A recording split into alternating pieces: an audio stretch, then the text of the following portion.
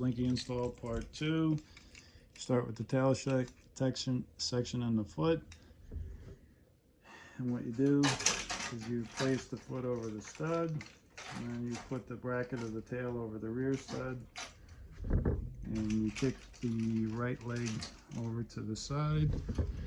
You take a knot and washer for both. What I found, you need to do the foot part first. So what you do is you put a nut and a washer on the foot.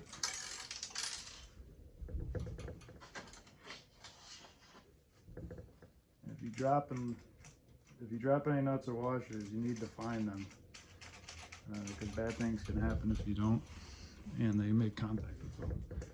Alright, so when the leg is in there, you run the nut down, and then you tighten it into place. They're 9mm nuts. I don't know what they are in standard. Everything I do is in metric because I'm Canadian, so I apologize. You tighten the foot. Doesn't have to be crazy tight, just snug. And you want the foot to be lined up with this rail, and you want this foot to be lined up left to right with the left foot. And then you get another nut and washer. And you do the spine next.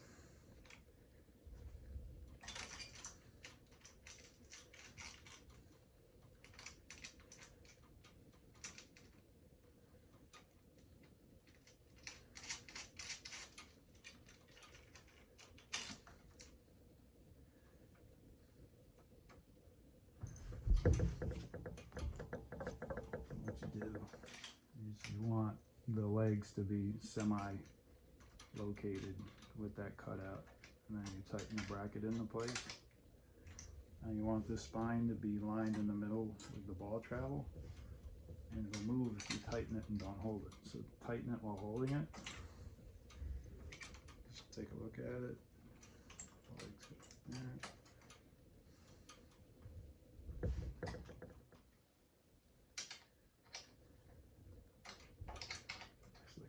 Moved, you tighten the bolt so it stays in place,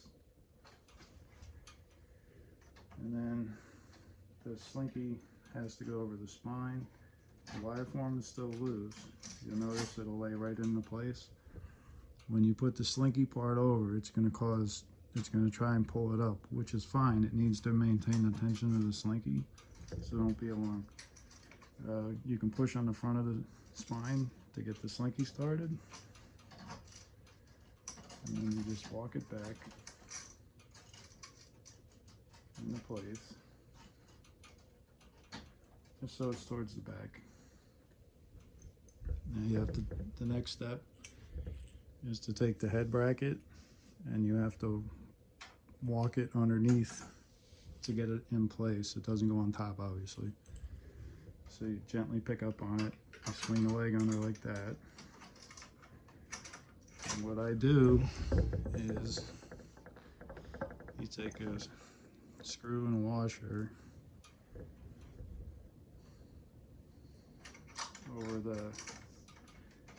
through the front stud hole. You put the screw and then the washer, and you don't tighten this, you just start it so it holds it into place.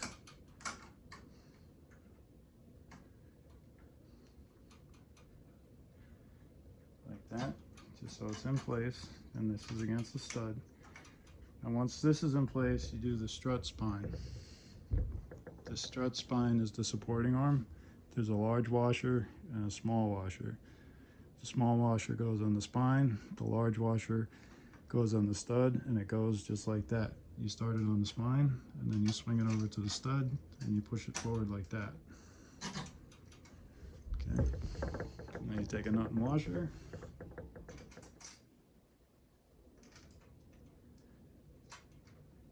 And stainless steel is very stable and sturdy, but it's also pliable. So if you need to make minor adjustments with small bends, you shouldn't have to, but if you need to, you can. But we'll get to that later if we have to. So you tighten this into place. And when it does this, it's going to put tension on this spring. This will actually, see how it's getting tighter towards the back? and you tighten it into place like this. And again, it's going to pull up on this, but that's fine. And it's tight. So what you need to do is take a pinball and make sure it clears that stud or that washer. So as long as it clears that washer, you're good.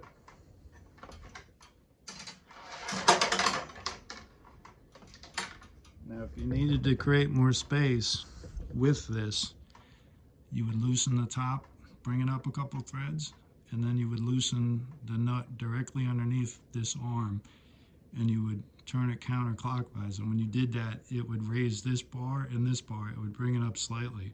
And do it in small increments, and then tighten everything down and recheck that as needed. Once you have the proper clearance, you should be fine as it comes, but if you need to adjust it, that's how you would adjust it, and then you just lock everything into place. Okay, so the next step would be to put the rear mounting screw back in. I broke or misplaced mine. I have no idea, so I had to make another one. So yours might look a little different than this.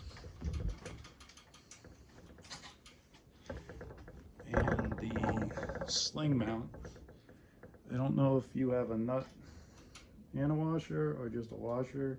I took this apart so many times I don't remember. And you're gonna have to put a little tension on it to push it down because of this creating tension pulling it up. And again, it's normal, it's fine, it'll keep it in place. And tighten those 2 points.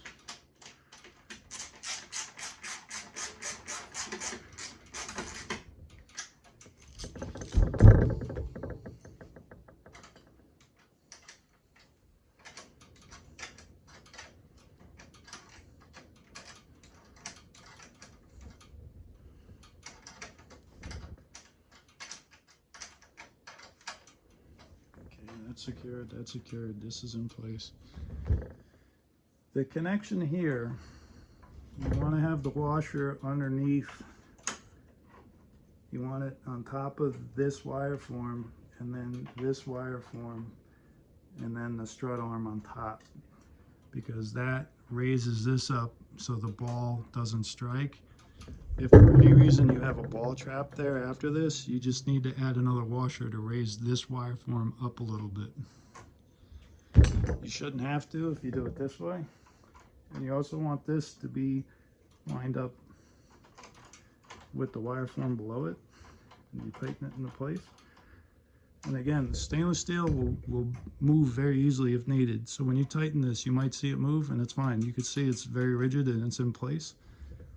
You just push the slinky part where you want it. You know, stagger it however you like it. The tail is adjustable height-wise. You just screw it in and out, and you line it up with the glass channel. But let's get to the head. The head has 2 rubber grommets with a chin. It's a chin bar, and what it does is it goes through the head. And I do this by feel. You can do it by looking at it if you need to. But once it's through, the chin bar will be like this, where it's under the chin, and that will be in between these 2 posts. So the ball strikes this and not the plastic head, and it'll just pivot. So what you do is you take the ears, hold them up, take the head, take the chin bar pointing down, start on the outside, feed it through. Now this is where you have to get the feel for it. And if you can't do it by feel, you can do it with a flashlight if somebody helps you, and you could wiggle it around till you see it. But you can see how it started to push through, hopefully. And then it goes through the arm. And once it's through the arm, you look at that chin bar, and you want the chin bar to be in where the ball would strike it, in between the 2 lower rails. Once it's in place like that, you take one of the lock washers that was removed from the spine from shipping. You put it over the stud, you push it on. You might have to use pliers. And what you want to do is have the chin bar centered and push the lock washer in. You don't want it to go all the way against the arm because it needs to have a little bit of free play. It's a limiter. So as long as it has a little side to side like that, the head swings freely, no problem. And it maintains its centering because that lock washer keeps it from walking back and forward. So as long as it's like that, you're good. So once all that's in place, you lower the playfield.